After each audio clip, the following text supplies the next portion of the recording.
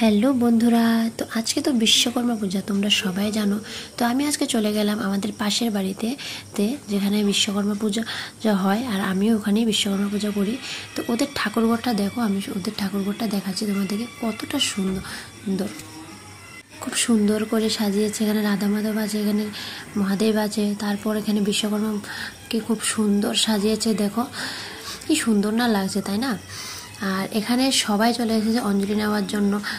আমরা সংকল্প করছিলাম সবাই মিলে মিলে আর এখানে সবাই সংকল্প করছেন। তো সংকল্পটা শেষ, আর এখানে যজ্ঞ শুরু হচ্ছে। দেখো দেখো, সবাই বলে যজ্ঞ না কি পুজোর একটা মাহাত্ম্য।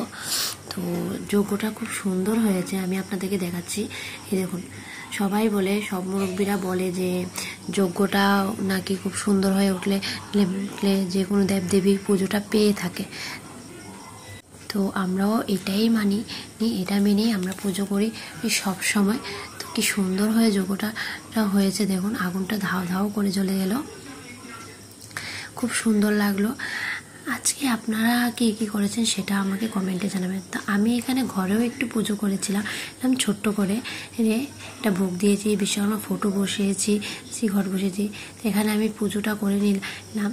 তো আপনাদের পুরো ব্লগটা কেমন হয়েছে আমাকে কমেন্টে জানাবেন।